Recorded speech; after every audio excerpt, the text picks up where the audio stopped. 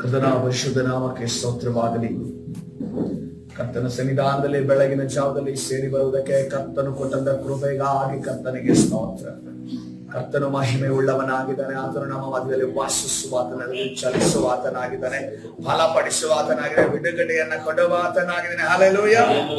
ಕರ್ತನ ಪರಿಶುದ್ಧ ನಾಮಕ್ಕೆ ಸ್ತೋತ್ರವಾಗಲಿ. ಈ ಸಮಯದಲ್ಲಿ ನಮ್ಮ ಸತ್ಯವೇದವನ್ನ 2ನೇ ಅರಸುಗಳ ಪುಸ್ತಕ 7ನೇ ಅಧ್ಯಾಯ 3ನೇ ವಚನಕ್ಕೆ ತಿರುಗಿಸೋಣ. 2ನೇ ಅರಸುಗಳ ಪುಸ್ತಕ 7ನೇ ಅಧ್ಯಾಯ 3ನೇ ವಚನ. ಹಲ್ಲೆಲೂಯ.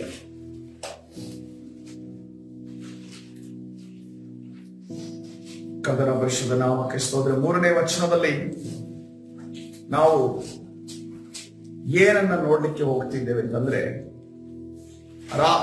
ಇಸ್ರೇಲ್ ದೇಶದಲ್ಲಿ, ಸಮಾರ್ಯ ಎಂಬ ದೇಶ ಮೊದಲು ನೋಡುವಾಗ ಯಹೂದ ಪ್ರಾಂತ ಮತ್ತು ಇಸ್ರೇಲ್ ಅನ್ನುವಂತ ಹೆಸರಿತ್ತು. ತದನಂತರ ಒಂದು ದೇಶದ ಹೆಸರು ಅಲ್ಲಿ ಪ್ರಕಟವಾಗ್ತಿದೆ. ಏನ್ ದೇಶ ಅದು? ಸಮಾರ್ಯ ಎನ್ನುವುದಂದ್ರೆ, ಸಮಾರ್ಯದಲ್ಲಿರುವವರು ಏನ್ ಮಾಡ್ತಾ ಇದ್ರು? ಅವರು ದೇವ ಜನರಾಗಿದ್ರು ಮೊದಲು. ಈಗ ಅವ್ರು ಏನ್ ಮಾಡ್ತಾ ಇದ್ದಾರೆ? ಎಲ್ಲ ಅನ್ಯ ಜನರ ರೀತಿಯಲ್ಲಿ ವರ್ತಿಸ್ತಾ ಇದ್ದಾರೆ.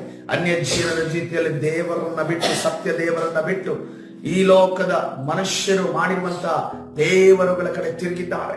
ಅವರನ್ನ ಹಿಂಬಾಲಿಸ್ತಾ ಇದ್ದಾರೆ, ಅವರ ಕಾರ್ಯಗಳನ್ನು ಮಾಡ್ತಾ ಇದ್ದಾರೆ. ಈ ರೀತಿ ಇರುವಾಗ ಅಲ್ಲಿ ಏನ್ ನಡೀತಾ ಇದೆ? ಅಲ್ಲಿ ಕೂಡ ನಾವು ಧ್ಯಾನ ಮಾಡಿದಂತ ವ್ಯಕ್ತಿಯ ರೋಗವನ್ನು ಹೊಂದಿದಂತ ರೋಗಿಗಳಲ್ಲಿದ್ದಾರೆ. ಏನಂತ ಅಲ್ಲಿ ವಾಕ್ಯ ಬರೆದಿದೆ? ಊರ ಬಾಗಿಲಿನ ಹತ್ತಿರ 4 ಮಂದಿ ಕುಷ್ಠ ರೋಗಿಗಳಿದ್ದರು. ಹಲ್ಲೆಲೂಯ. ನಾವಿವತ್ತಿನ ಈ ದಿನಮಾನದಲ್ಲಿ, ಇವತ್ತು ತಿಂಗಳಲ್ಲಿ ನಾವು ಧ್ಯಾನ ಮಾಡ್ತಿರುವಂತ ವಾಕ್ಯಗಳು ಏನಂತಂದ್ರೆ, ನಮ್ಮನ್ನ ಸ್ವಸ್ಥಪಡಿಸುವಂತ ವಾಕ್ಯಗಳಾಗಿದೆ. ಹಲ್ಲೆಲೂಯ. ಈ ರೋಗಗ್ರಸ್ತರಾಗಿರುವಂತ ಕುಷ್ಠ ರೋಗಿಗಳು ಎಲ್ಲಿ ಕೂತಿದ್ದಾರೆ? ಊರು ಬಾಗಿಲಲ್ಲಿ ಕೂತಿದ್ದಾರೆ. ಊರು ಬಾಗಿಲಲ್ಲಿ ಅಂದ್ರೆ ಎಂಟ್ರನ್ಸ್ ಆಫ್ ಸಿಟಿ. ಹಾಸನ ಪಟ್ಟಣಕ್ಕೆ ಒಳಗಡೆ ಬರುವಾಗ ಒಂದು ದ್ವಾರ ಬಾಗಿಲು ಕಾಲ್ತಾ ಇದೆಯಲ್ಲ, ಹಾಸನ ಪಟ್ಟಣಕ್ಕೆ ಸ್ವಾಗತ ಅಂತ. ಆ ಒಂದು ಸ್ಥಳದಲ್ಲಿ ಊರ ಹೊರಗಡೆ, ಯಾಕಂದ್ರೆ ಅವ್ರನ್ನ ಊರ ಹೊರಗಡೆ ಇರ್ತಾರೆ ರೋಗಿಗಳಾಗಿರೋದ್ರಿಂದ. ಒಂದು ಕಾರಣ, ಸ್ಪ್ರೆಡ್ ಆಗಬಾರ್ದು. ಆದ್ರೆ ಅವರ ಫೀಲಿಂಗ್ಸ್ ಅರ್ಥ ಮಾಡಿದ್ರೆ, ಅವರಿಗೆ ಯಾವ ಒಂದು ಸಿಟಿಯಲ್ಲಿರುವಂತ ಫೆಸಿಲಿಟಿ ಆಗಲಿ, ಸೌಕರ್ಯಗಳಾಗಿರ್ಲಿ, ಅಥವಾ ತನ್ನ ಕುಟುಂಬದ ಜೊತೆ ಇರೋದಾಗ್ಲಿ, ಸಂತೋಷದಿಂದ ಇರೋದಾಗ್ಲಿ, ಯಾವುದು ಕೂಡ ಅವರಿಗೆ ಅವಕಾಶ ಇರಲಿಲ್ಲ. ಯಾಕೆ? ಕುಷ್ಠರೋಗ. ಹಾಗಾದ್ರೆ ಕುಷ್ಠರೋಗ ಸುಮ್ಮನೆ ಬರುತ್ತಾ? ಕುಷ್ಠರೋಗ ಸುಮ್ಮನೆ ಬರುತ್ತಾ? ಅವರ ಪಾಪದ ದೆಸೆಯಿಂದ, 2ನೇದು ಶಾಪದ ದೆಸೆಯಿಂದ, ಇಲ್ಲವಾದರೆ ಕೆಲವರಿ ಆಕ್ಸಿಡೆಂಟ್ಲಿ ಬರುತ್ತೆ. ಆಕ್ಸಿಡೆಂಟ್ಲಿ ಅಂದ್ರೆ ಆ ರೋಗಿಯ ಜೊತೆ ಪಳಗಿದ ನಿಮಿತ್ತವಾಗಿ ಬರುತ್ತೆ. ಈ ರೀತಿ ಕುಷ್ಠ ರೋಗಗಳು ಬರ್ತವೆ. ಅದಕ್ಕೋಸ್ಕರವಾಗಿ ನಮಗೆ ರೋಗ ಬಂದ ಕೂಡಲೇ ನಾವು ಒಂದನ್ನು ಆಲೋಚನೆ ಮಾಡಬೇಕು. ಎಲ್ಲಿದೆ ಬೇರು? ಬೇರೆಲ್ಲಿದೆ? ಅದು ಬೇರನ್ನು ನಾವು ಹುಡುಕಬೇಕು. ಈಗ ಡಾಕ್ಟರ್ ಹತ್ರ ಹೋದ ಕೂಡಲೇ ಡಾಕ್ಟರ್ ಏನ್ ಮಾಡ್ತಾರೆ ಹೇಳಿ? ಅದರ ಬೇರನ್ನು ಹುಡುಕ್ತಾರೆ, ಮೂಲವನ್ನ ಹುಡುಕ್ತಾರೆ. ಫಸ್ಟ್ ಹೋದಾಗ ಅವರು ಸಿಂಪಲ್ ಆಗಿರುವಂತ ಟ್ಯಾಬ್ಲೆಟ್ ಕೊಡ್ತಾರೆ. ಇನ್ನೂ ಬೇರನ್ನು ಹುಡುಕ್ಬೇಕು ಅಂತಂದ್ರೆ ನೀವು ಹೋದ್ರೆ ನೀವು ಹೋಮಿಯೋಪತಿಗೆ ಹೋಗ್ಬೇಕು. ಅವ್ರು ಕೇಳೋಂಥ ಕ್ವಶನ್ ಆನ್ಸರ್ ಮಾಡಿ ಸಾಕಾಗುತ್ತೆ. ಯಾಕಂತಂದ್ರೆ ಅದ್ರ ಮೂಲವನ್ನು ಅವ್ರು ಹುಡುಕ್ತಾ ಇದ್ರೆ ಸರಿ, ಅದ್ರ ಪ್ರಶ್ನೆಗಳಿಗೆ ನಾವು ಉತ್ತರ ಕೊಡ್ಬೇಕಲ್ಲ ಅನ್ನೋ ರೀತಿಯಲ್ಲಿ. ಯಾಕಂದ್ರೆ ಎಲ್ಲಿ ಏನಾಗಿದೆ, ಯಾವ ಕಡೆಯಿಂದ ಏನು ಸಮಸ್ಯೆ ಆಗಿದೆ, ಯಾರ ಕಡೆಯಿಂದ ಏನಾಗಿದೆ, ಯಾವ ವಂಶಾವಳಿಯಿಂದ, ಯಾವ ಅನುವಂಶೀಯ ಇದು ವಿಚಾರದಿಂದ ಈ ರೋಗ ಇವರಿಗೆ ಬಂದಿದೆ ಅಂತ ಕೂಡ ಅವ್ರು ಹುಡುಕ್ತಾರೆ. ಅವ್ರು ರಿಸರ್ಚ್ ಮಾಡ್ತಾರೆ ನಮ್ಮ ಮೇಲೆ. ಯಾಕೆ ಅಂತಂದ್ರೆ ಮೂಲವನ್ನು ಹುಡುಕಿದ್ರೆ ಮಾತ್ರನೇ ನಾವು ಆ ರೋಗವನ್ನ ಒಡೆಯಕ್ಕಾಗೋದು, ರೋಗವನ್ನ ನಿರ್ಮೂಲನೆ ಮಾಡಕ್ಕಾಗೋದು. ಹಲ್ಲೆಲೂಯ. ಅದಕ್ಕೋಸ್ಕರ ಇಲ್ಲಿ ರೋಗದ ಮೂಲವನ್ನ ಕೊಟ್ಟಿಲ್ಲ. ಆದ್ರೆ 4 ಜನ ಎಲ್ಲಿ ಕೂತಿದ್ದಾರೆ? ಊರ ಬಾಗಿಲಿನ ಬಳಿ ಕೂತಿದ್ದಾರೆ. ಆದ್ರೆ ಅವರಲ್ಲಿರುವಂತ ಒಂದು ಆಸೆ ನೋಡ್ರಿ, ಅವರಲ್ಲಿರುವಂತ ತವಕವನ್ನು ನಾವು ಇವತ್ತಿನ ದಿವಸ ಗಮನಿಸೋಣ. ಅವರು ತಮ್ಮೊಳಗೆ ಏನನ್ನ ಮಾತಾಡ್ತಿದ್ದಾರೆ? ನಾವು ಸಾಯುವ ತನಕ ಇಲ್ಲೇ ಕೂತಿರಬೇಕು. ಹಲ್ಲೆಲೂಯ. ಕರ್ತನ ಪರಿಶುದ್ಧ ನಾಮಕ್ಕೆ ಸ್ತೋತ್ರವಾಗಲಿ. ನಾನು ಸಾಯೋ ತನಕ ಇಲ್ಲೇ ಊರು ಬಾಗಿಲಿನ ದ್ವಾರದಲ್ಲಿ ಕೂತಿರಬೇಕು, ಅಥವಾ ನನ್ನ ಕುಟುಂಬದಿಂದ ನಾನು ದೂರವಾಗಿ ಕೂತಿರಬೇಕು, ನನ್ನ ಮಕ್ಕಳಿಂದ ನಾನು ದೂರವಾಗಿ ಕೂತಿರಬೇಕು, ನನ್ನ ಹೆಂಡತಿಯಿಂದ ನಾನು ದೂರವಾಗಿ ಕೂತಿರಬೇಕು, ನನಗಿರುವಂತ ತಂದೆ ತಾಯಿಯಿಂದ ದೂರವಾಗಿ ಕೂತಿರಬೇಕು, ಅಥವಾ ಕರ್ತನ ಪ್ರಸನ್ನತೆಯಿಂದ ದೂರವಾಗಿ ಕೂತಿರಬೇಕು, ಅಥವಾ ಸಭೆಯಿಂದ ನಾನು ದೂರವಾಗಿ ಕೂತಿರಬೇಕು, ಕರ್ತನ ಒಂದು ವಾಕ್ಯದಿಂದ ನಾನು ದೂರವಾಗಿ ಕೂತಿರಬೇಕು ಅನ್ನೋದನ್ನ ಯಾರು ಆಲೋಚನೆ ಮಾಡ್ತಾ ಇದ್ದಾರೆ? ಕುಷ್ಠ ರೋಗದಲ್ಲಿರುವಂತಹ ವ್ಯಕ್ತಿಗಳು ಆಲೋಚನೆ ಮಾಡ್ತಿದ್ದಾರೆ. ಹಾಗಾದ್ರೆ ಅಲ್ಲಿ ಆ ಸಮಾರ್ಯ ದೇಶದಲ್ಲಿ 4 ಜನ ಮಾತ್ರ ಕುಷ್ಠರೋಗಿಗಳಿದ್ದ. ಈ 4 ಜನ ಸ್ನೇಹಿತರಾಗಿರುವಂತಹ ಕುಷ್ಠರೋಗಿಗಳು ಮಾತ್ರ ಇದ್ದಿದ್ದ. 4 ಜನ ಕುಷ್ಠರೋಗಿಗಳು ಮಾತ್ರ. ತುಂಬಾ ಕುಷ್ಠರೋಗಿಗಳು ಇರ್ತಾರೆ ಒಂದು ನೋಡುವಾಗ. ಆ ದಿನಮಾನಗಳಲ್ಲಿ ಕುಷ್ಠರೋಗದ ಪ್ರಬಲವಾದ ಪಿಡುಗು ಅಂತ ಹೇಳಬಹುದು. ಆದ್ರೆ ಈ 4 ಜನರಿಗೆ ತಾವು ಕುಷ್ಠರೋಗದಿಂದ ಪಾರಾಗಬೇಕು, ನಾವಿ ಗಂಡಾಂತರದಿಂದ ಪಾರಾಗಬೇಕು ಮನಸ್ಸಾಗಿದೆ. ಇವತ್ತಿನ ದಿವಸವೂ ಕೂಡ ನಾವು ಸಮಸ್ಯೆಗಳ ಮಧ್ಯದಲ್ಲಿ ಜೀವಿಸ್ತಾ ಇದ್ದೇವೆ, ರೋಗದ ಮಧ್ಯದಲ್ಲಿ ಜೀವಿಸ್ತಾ ಇದ್ದೇವೆ, ಕಷ್ಟಗಳ ಮಧ್ಯದಲ್ಲಿ ಜೀವಿಸ್ತಾ ಇದ್ದೇವೆ. ನಾವು ರೋಗದಿಂದ ಸಮಸ್ಯೆಯಿಂದ ಹೊರಗಡೆ ಬರುವುದಕ್ಕೆ ಯಾವ ರಿಸ್ಕ್ ಅನ್ನು ತಗೊಳ್ತಾ ಇದ್ದೇವೆ? ಕ್ರಿಸ್ತನ ಬಳಿ ಬರುವುದಕ್ಕೆ ಯಾವ ರಿಸ್ಕ್ ಅನ್ನು, ಯಾವ್ದು ನಮ್ಮನ್ನ ತಣಿತಾ ಇದೆ? ಯಾವ್ದು ನಮ್ಮನ್ನ ತಣಿತದೆ ಕ್ರಿಸ್ತನ ಬಳಿ ಬರುವುದಕ್ಕೆ? ಕ್ರಿಸ್ತನ ವಾಕ್ಯವನ್ನ ಕೈಗೊಂಡು ನಡೆಯುವುದಕ್ಕೆ ಯಾವ್ದು ನಮ್ಮನ್ನ ತಣಿತಾ ಇದೆ? ಕ್ರಿಸ್ತನ ವಾಕ್ಯಕ್ಕೆ ಅಡಿಯಾಳಾಗುವುದಕ್ಕೆ ನಮ್ಮನ್ನ ಯಾವ್ದು ತಣಿತಾ ಇದೆ? ವಿನಾಕಾರಣ ನಮ್ಮ ಮನಸ್ಸಿನಲ್ಲಿ ಅನೇಕ ಹುಳಗಳನ್ನು ಬಿಟ್ಟುಕೊಂಡು ನಮ್ಮ ಆಶೀರ್ವಾದ ನಾವು ಕಲಿತುಕೊಳ್ತಾ ಇದ್ದೇವೆ.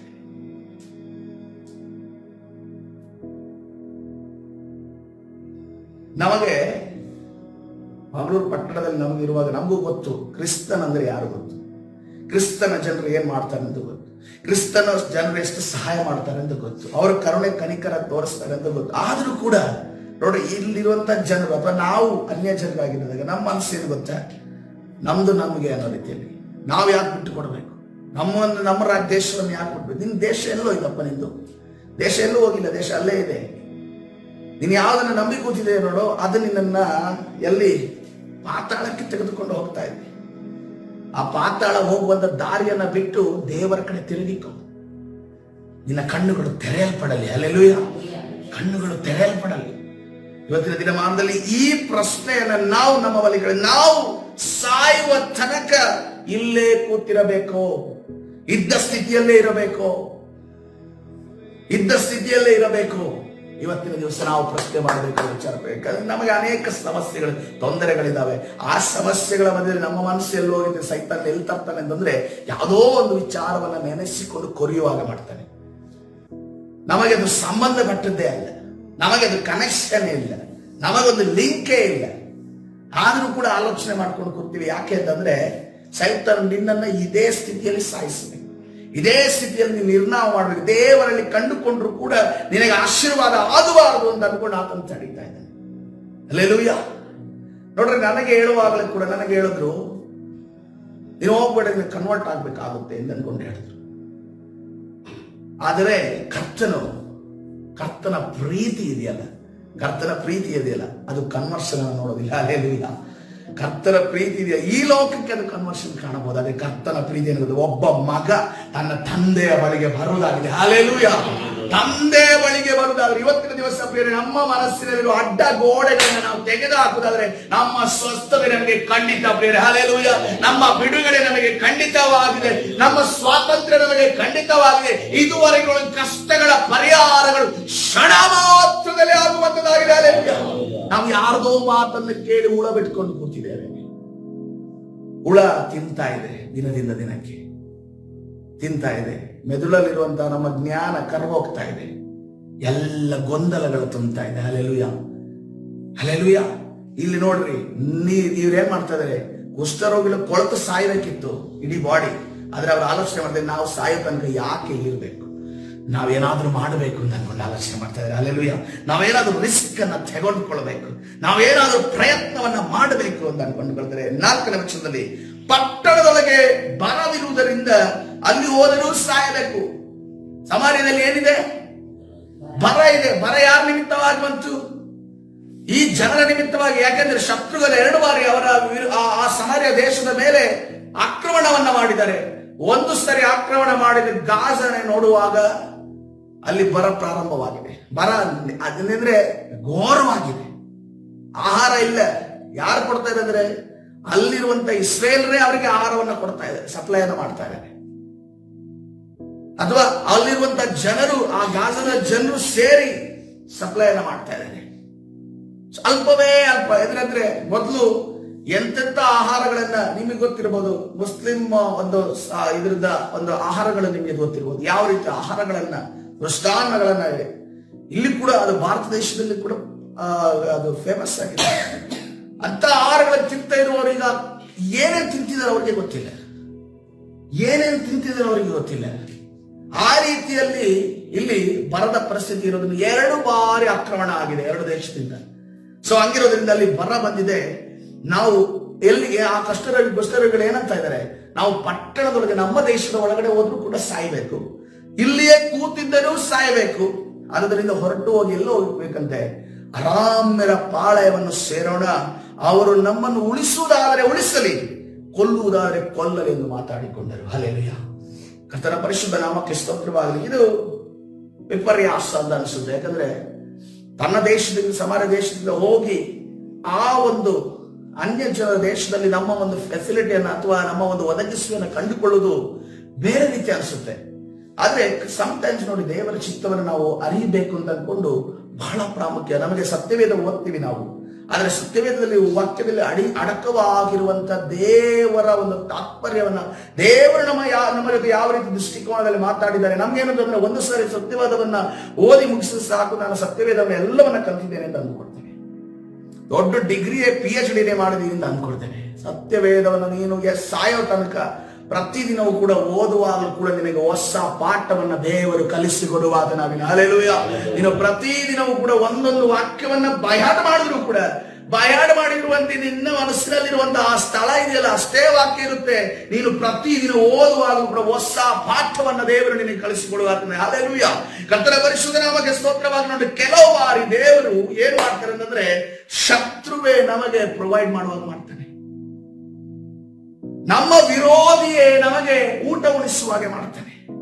ಇಲ್ಲಿ ನೋಡ್ರಿ, ಕುಷ್ಠರೋಗಿಗಳು ಎಲ್ಲಿ ಆಲೋಚನೆ ಮಾಡಿದೆ, ಶತ್ರುವಿನ ದೇಶಕ್ಕೆ ಅಲ್ಲಿ ಸಾಯೋದ್ರೆ ಸಾಯಣ ಅಥವಾ ತಿನ್ನೋಣ, ಈ ಒಂದು ರಿಸ್ಕ್ ನಾವು ತೆಗೆದುಕೊಳ್ಳಬೇಕೆಂದು ಆಲೋಚನೆ ಮಾಡ್ತಾರೆ. ಹಾಗಾದ್ರೆ ನಾವು ಇವತ್ತಿನ ದಿವಸ ಮೋಶೆ ಜೀವಿತವನ್ನ ನೋಡುದಾದ್ರೆ, ಮೋಶೆ ಎಲ್ಲಿ ಬೆಳೆದ?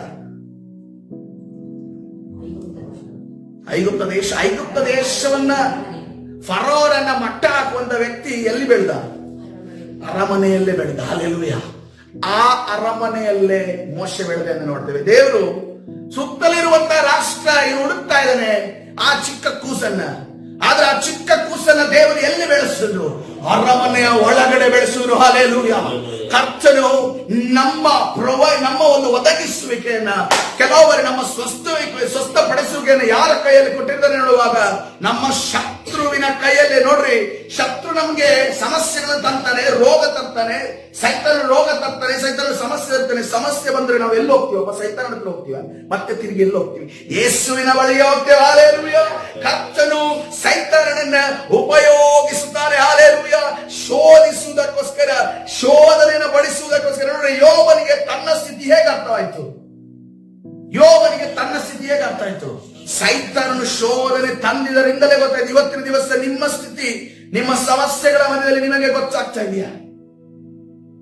ಕರ್ತನ ಬಳಿಗೆ ಬಂದ್ರೆ ಪ್ರಿಯ, ಹಲ್ಲೆಲೂಯ. ಈ ಕುಷ್ಠ ರೋಗಿಗಳ ರೀತಿಯಲ್ಲಿ ನಾವೇನ್ ಮಾಡಬೇಕು? ಕರ್ತನು ನಮ್ಮನ್ನ ಕರೆತರಬೇಕಾಗಿದೆ. ಹಲ್ಲೆಲೂಯ. ಎರಡನೇದಾಗಿ ನೋಡುವಾಗ, ಸಂಸೋನನು ತನ್ನ ಒಂದು ಶತ್ರುಗಳನ್ನ ಮಟ್ಟ ಹಾಕುವುದಕ್ಕೋಸ್ಕರ ಎಲ್ಲಿ ಹೋಗ್ತಾನೆ? ಹೆಣ್ಣು ಹುಡ್ಕೊಂಡು ಫಿಲಿಸ್ಟಿಯ ದೇಶಕ್ಕೆ ಹೋಗ್ತಾನೆ. ಅವನು ಫಿಲಿಸ್ಟಿಯ ದೇಶದ ಒಳಗಡೆ ಇರ್ತಾನೆ. ಯಾರನ್ನ ಮಟ್ಟ ಹಾಕ್ತಾನೆ? ಫಿಲಿಸ್ಟಿಯ ದೇಶದ ಜನರನ್ನ ಮಟ್ಟ ಹಾಕ್ತಾನೆ. ಹಲ್ಲೆಲೂಯ. ಕರ್ತನ ಪರಿಶುದ್ಧ ನಾಮಕ್ಕೆ. ಆದ್ರೆ ಡೆಲಿಲಳ ಜೊತೆ ಸಂಬಂಧ ಬೆಳೆಸುವುದಕ್ಕೆ ಕರ್ತನ ಹೇಳಿಲ್ಲ. ಈ ಕಾರಣದಿಂದ ನೀನು ಹೋಗು ಅಂತ ಅನ್ಕೊಂಡು ಕರ್ತನ ಹೇಳಿದನು, ಆದ್ರೆ ಡೆಲಿಲಳ ಜೊತೆ ಸಂಬಂಧ ಬೆಳೆಸುವುದಕ್ಕೆ ಕರ್ತನ ಹೇಳಿಲ್ಲ. ನಮ್ಮ ಪರಿಸ್ಥಿತಿ ಕೂಡ ಅದೇ ಆಗಿದೆ. ನಾವು ಫಸ್ಟ್ ಏನಂತ ಅನ್ಕೊಂಡು ಬಂದ್ವಿ, ನಾನು ಯೇಸುವನ್ನು ನಂಬಬೇಕು, ಯೇಸುವಿನಲ್ಲಿ ಜೀವಿಸಬೇಕು, ನನ್ನ ಕುಟುಂಬ ಜೀವಿಸಬೇಕು, ನಾನು ಯೇಸುವಿನ ಮುಖಾಂತರವೇ ರಕ್ಷಣೆ ಎಂದು ಪರಲೋಕವನ್ನು ಸೇರಬೇಕು ಅಂತ ನಾನು ಅನ್ಕೊಂಡ್ರೆ, ಮಧ್ಯದಲ್ಲಿ ಒಂದು ಡೆಲಿಲ ಬಂದಿದ್ದಾಳೆ, ಮಧ್ಯದಲ್ಲಿ ಒಂದು ಸಂಶಯ ಬಂದಿದೆ, ಮಧ್ಯದಲ್ಲಿ ಒಂದು ವಿರೋಧತೆ ಬಂದಿದೆ, ಮಧ್ಯದಲ್ಲಿ ಒಂದು ಯಾವ ಒಂದು ಸಮಸ್ಯೆ ಎದುರಾಗಿದೆ, ಮಧ್ಯದಲ್ಲಿ ಒಂದು ಆಶೆ ಬಂದಿದೆ, ಮಧ್ಯದಲ್ಲಿ ಒಂದು ಲೋಕದ ಆಲೋಚನೆ ಬಂದಿದೆ, ಮಧ್ಯದಲ್ಲಿ ಯಾವುದೋ ಒಂದು ಹಣದ ಆಸೆ ಬಂದಿದೆ. ಇದರ ನಿಮಿತ್ತವಾಗಿ ಎಲ್ಲಿ ಸಿಕ್ಕಾಕೊಂಡಿದ್ದೀವಿ? ನಾವು ಆ ಸುಳಿಯಲ್ಲಿ ಸಿಕ್ಕಾಕೊಂಡಿದ್ದೀವಿ. ಆದ್ರೆ ದೇವರು ನಿಮ್ಮನ್ನ ಕಳಿಸಿರೋದು ಈ ಲೋಕಕ್ಕೆ ದೇವರ ರಾಜ್ಯ ಸೇರಿದ್ದಕ್ಕೋಸ್ಕರವಾಗಿ. ಹಲ್ಲೆಲೂಯ. ಇವತ್ತಿನ ದಿವಸ ನಮಗೆ ಪರಿಚಯವಿಲ್ಲದ, ನಮಗೆ ಲಿಂಕ್ ಇಲ್ಲದ ವಿಚಾರಗಳಿಗೆ ನಾವು ತಲೆ ಕೆಡಿಸಿಕೊಂಡು ಕೂತಿದ್ದೇವೆ. ಆದರೆ ಕರ್ತನೆ ಹೇಳ್ತಾ ಇದ್ದಾನೆ, ನಿನ್ನ ಮಿಷನ್ ನೀನು ಕಂಡುಕೊಳ್ಬೇಕು. ಹಲ್ಲೆಲೂಯಾ. ದೇವರು ನಿನಗೆ ಯಾವ ಒಂದು ಯೋಜನೆ ಕೊಟ್ಟು ನಿನ್ನ ಕೈಯಲ್ಲಿ ಕಳಿಸಿದ್ದಾನೋ ಅದನ್ನು ನೀನು ಕಂಡುಕೊಳ್ಳುವುದಾದ್ರೆ ಕರ್ತನು ನಿನಗೆ ಬಿಡುಗಡೆ ಕ್ಷಣ ಮಾತ್ರದಲ್ಲಿ. Hallelujah, hallelujah. ಎಸ್ತರನ್ನು ನೋಡುವಾಗ ಎಸ್ತರನ್ನು ಎಲ್ಲಿ ಬೆಳೀತಾ ಇದ್ದಾನೆ? ಆ ಕೂಶ್ ದೇಶದಲ್ಲಿ ಬೆಳೀತಾ ಇದ್ದಾಳೆ. ಯಾರಾಗಿದ್ದಾಳೆ? ಯಹೂದಿಯಾಗಿದ್ದಾಳೆ. ಆ ಒಂದು ಪ್ಯಾಲೇಸ್ ಇಂದಲೇ ಆ ಶತ್ರುವಿನ ನಿರ್ನಾಮ ಆಗುತ್ತೆ. ಹಲ್ಲೆಲೂಯಾ. ದೇವರು ಯಹೂದಿಯರ ಅಥವಾ ತನ್ನ ಮಕ್ಕಳ ಶತ್ರುವನ್ನ ನಾಶ ಮಾಡೋದಕ್ಕೋಸ್ಕರ ಆಕೆಯನ್ನ ರಾಣಿಯ ಪೊಸಿಷನ್ಗೆ ತಂದು ಆ ಒಂದು ದೇಶದಲ್ಲಿರುವಂತಹ ಯಹೂದಿಯ ವಿರೋಧಿಗಳನ್ನ ತೆಗೆದು ಹಾಕುವುದನ್ನು ನಾವು ನೋಡ್ತಾ ಇದ್ದೀವಿ. ಹಲ್ಲೆಲೂಯಾ. ಇವತ್ತಿನ ದಿವಸ ಪ್ರಿಯ ಕರ್ತನ ಸನ್ನಿಧಾನದಲ್ಲಿ ನಮ್ಮನ್ನು ನಾವು ಒಪ್ಪಿಸಿಕೊಡುವುದಾದ್ರೆ ಶತ್ರುವಿನ ಮಧ್ಯದಲ್ಲೇ ಆ ನಮ್ಮ ವ್ಯಕ್ತಿಯನ್ನ ದೇವರು ಎಬ್ಬಿಸಲು ಶಕ್ತನಾಗಿದ್ದಾನೆ. ಹಲ್ಲೆಲೂಯಾ. ಶತ್ರುವಿನ ಮುಖಾಂತರವೇ ನಮಗೆ ಒದಗಿಸುವಿಕೆಯನ್ನು ತರಲು ಕರ್ತನು ಶಕ್ತನಾಗಿದ್ದಾನೆ. ಶತ್ರುವಿನ ಮಧ್ಯದಿಂದಲೇ ನಮಗೆ ಸ್ವಸ್ಥತೆ ದೊರಕುವಂತೆ ಮಾಡಲು ಶಕ್ತನಾಗಿದ್ದಾನೆ. ಅದೇ ರೀತಿಯಲ್ಲಿ ಯೇಸುವನ್ನು ನೋಡುವಾಗ ಕರ್ತನು ಆತನು ಹುಟ್ಟಿದಂತ ಸಂದರ್ಭದಲ್ಲಿ ಆತನ ಎಲ್ಲಿ ಕಳಿಸ್ತಾ ಇದ್ದಾರೆ? ಯಾವ ಸ್ಥಳದಲ್ಲಿ ಆತನ ಇದ್ದನು? ಮೊದಲು ಇಸ್ರೇಲ್ ದೇಶದಲ್ಲಿ ಯಾರು ಆಳ್ತಾ ಇದ್ದ? ಯೇಸುವಿನ ಶತ್ರುವಾಗಿರುವಂತ ಹೆರೋದನ ಆಳ್ತಾ ಇದ್ದ. ಹೆರೋದನ ಹುಡುಕ್ತಾ ಇದ್ದಾನೆ, ಎಲ್ಲಿ ಇದ್ದಾನೆ? ಆ ದೇಶದ ಒಳಗೆ ಇದ್ದಾನೆ. ತದನಂತರ ಮತ್ತೆ ಐಗುಪ್ತವನ್ನ ಯಾವತ್ತೂ ಕೂಡ ದೇವರು ಆ ಒಂದು ದೇವರಿಗೆ ಸಂಬಂಧಪಟ್ಟ ರಾಜ್ಯದ ಇಟ್ಟಿಲ್ಲ. ಆದ್ರೆ ಕರ್ತನು ಐಗುಪ್ತ ದೇಶಕ್ಕೆ ನಾನು ಕಳಿಸಿದನು. ಯೋಸೇಫನನ್ನ ಮರಿಯಳನ್ನ ಕರ್ತನನ್ನ ಐಗುಪ್ತ ದೇಶಕ್ಕೆ ಕರೆದುಕೊಂಡು ಎಲ್ಲಿ ಸೇಫ್ಟಿ ಆಯ್ತು?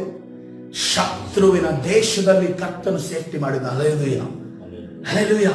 ಸೌಲನನ್ನು ನೋಡುವಾಗ ಕ್ರಿಸ್ತ ವಿರೋಧಿ, ಸಭೆ ವಿರೋಧಿ, ನಿರ್ನಾಮ ಮಾಡುವಂತ ವ್ಯಕ್ತಿ. ಆದ್ರೆ ದೇವರೇನು ಮಾಡಿದ? ಅವನನ್ನೇ ರಕ್ಷಣೆಗೊಳಿಸಿದ. ಹಲ್ಲೆಲೂಯಾ.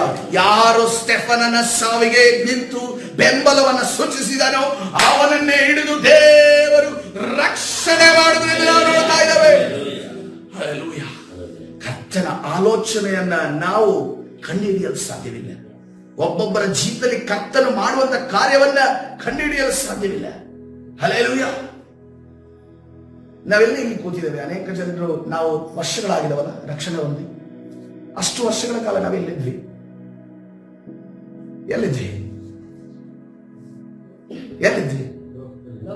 ಲೋಕದಲ್ಲಿ ಇದ್ವಿ.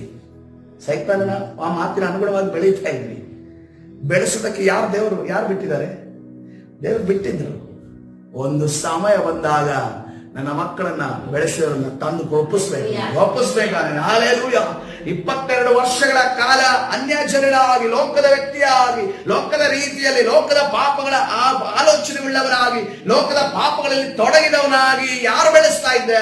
ನನ್ನನ್ನ ನರ್ಕ ಹೋಗೋದಕ್ಕೆ ರೆಡಿ ಮಾಡ್ತಾ ಇದ್ದಂತ ಸೈತನ ಕೈಯಿಂದ ಕಿತ್ತು ಈಗ ನೀನು ದೇವರ ರಾಜ್ಯದ ಕೆಲಸವನ್ನ ಮಾಡು ಎಂದು ಕರ್ತನು ತಂದು ನಮ್ಮ ಒಬ್ಬೊಬ್ಬರನ್ನ ಇಟ್ಟಿದ್ದಾರೆ. ಹಲ್ಲೆಲೂಯಾ.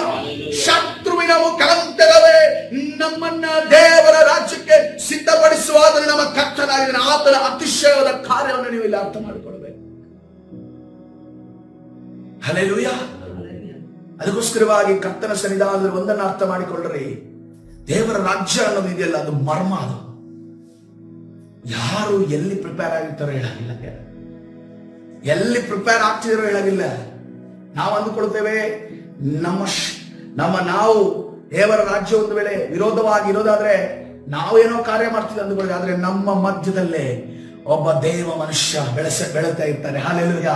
ನೋಡ್ರಿ, ಸೌಲನು ಈ ದಾವಿದನ ಹೆಂಗ್ ಬೆಳೆದ? ಯಾರು ಯುದ್ಧಕ್ಕೆ ಕಲಿಸ ಅವನನ್ನ ಹೀರೋ ಮಾಡಿದ? ಯಾರು? ಮಾನಸಿಕವಾಗಿ ನೋಡಿದ್ರೆ ಸೌಲನೇ ಮಾಡಿದ್ರು. ಅವನನ್ನ ಯಾರು ಯುದ್ಧ ವರಸೆಯಲ್ಲಿ ಮತ್ತು ಆ ಯುದ್ಧಕ್ಕೆಲ್ಲ ಕಳಿಸಿದ ಯಾರು? ಇಸ್ರೇಲ್ ದೇಶದ ಒಂದು ಸೈನ್ಯಕ್ಕೆ ಸೇರಿಸಿದ ಯಾರು? ಎಲ್ಲವೂ ಕೂಡ ಸೌಲನೆ ಮಾಡು ಸಿದ್ಧತೆ ಮಾಡಿಟ್ಟ. ಕೊನೆಗೇನಾಯ್ತು? ವಿರೋಧಿಯ ಮಧ್ಯದಲ್ಲಿ ಕರ್ತನ ಅವನನ್ನು ತೆಗೆದು ದಾವೀದನನ್ನ ಇಟ್ಟು. ಹಲ್ಲೆಲೂಯಾ. ಇವತ್ತಿನ ದಿವಸ ಕರ್ತನ ಸನ್ನಿಧಾನದಲ್ಲಿ ದೇವರ ಮರ್ಮವನ್ನು ನಾವು ಅರ್ಥ ಮಾಡಿಕೊಳ್ಳಬೇಕು ಪ್ರಿಯರೇ. ನಾವು ಮನುಷ್ಯರು ಚಿತ್ತ ಜ್ಞಾನವುಳ್ಳವರಾಗಿದ್ದೇವೆ. ನಾವು ನಮ್ಮ ದೃಷ್ಟಿ, ನಮ್ಮ ಮೂಗಿನ ಅನುಗುಣವಾಗಿ ನಾವು ನೋಡ್ತೇವೆ. ಆದ್ರೆ ಕರ್ತನ ಹೇಳ್ತಾ ಇದ್ದೇನೆ ಪ್ರಿಯರೇ, ನಾನು ನಿಮ್ಮ ಶತ್ರುವಿಂದ ನಿಮಗೆ ಪೋಷಣೆ ಮಾಡಲು ಶಕ್ತನಾಗಿದ್ದೇನೆ. ಹಲ್ಲೆಲೂಯಾ. ಇವತ್ತಿನ ದಿವಸ ಶತ್ರುವಿನ ಮುಖಾಂತರವು ನಿಮ್ಮ ಸಮಸ್ಯೆಯನ್ನು ಕ್ಲಿಯರ್ ಮಾಡಲು ನಾನು ಶಕ್ತನಾಗಿದ್ದೇನೆ. ಹಲ್ಲೆಲೂಯಾ. ಹಾಗಾದ್ರೆ ಶತ್ರು ಅದಕ್ಕೆ ಕಾರಣ ಅಲ್ಲ, ನಮ್ಮ ದೇವರ ಆ ಕೈಗಳಿಂದ, ಶಾಪವನ್ನು ಕೊಡುವಂತ ಕೈಗಳಿಂದ ಆಶೀರ್ವಾದವನ್ನು ನುಡಿಯಲು ಶಕ್ತನಾದ ದೇವರು ನಮ್ಮ ಮಧ್ಯದಲ್ಲಿದ್ದಾನೆ. ಹಲ್ಲೆಲೂಯಾ. ಕರ್ತನ ಪರಿಶುದ್ಧ ನಾಮಕ್ಕೆ ಸ್ತೋತ್ರವಾಗಲಿ. ಕರ್ತನ ಸನ್ನಿಧಿಯಲ್ಲಿ ಈ ಸಮಯದಲ್ಲಿ ಒಪ್ಪಿಸಿಕೊಳ್ಳೋಣ ಪ್ರಿಯರೇ. ನಮ್ಮನ್ನು ನಾವು ಕರ್ತನ ಕರಗಳಿಗೆ ಸಮರ್ಪಿಸಿಕೊಳ್ಳೋಣ. Jesus, thank you lord. Hallelujah. ಕರ್ತನು ದೊಡ್ಡವನಾಗಿದ್ದಾನೆ. ಆತನ ಆಲೋಚನೆ, ಆತನ ಕೃಪೆ, ಆತನ ದಯೆ, ಆತನ ಕನಿಕರ ಕರುಣೆ ನಮ್ಮ ದಯೆ ಕನಿಕರ ಕರುಣೆ ಅಂತಲ್ಲ. ಆತನ ಆ ಆಲೋಚನೆ ಅದು ಅಗೋಚರ ಪ್ರಿಯರೇ. ಹಲ್ಲೆಲೂಯಾ. ಗೋಚರವಾಗುವ ತನಕ ಕಾಯುವವನನ್ನು ಧನ್ಯನಾಗಿದ್ದಾನೆ. ಹಲ್ಲೆಲೂಯಾ.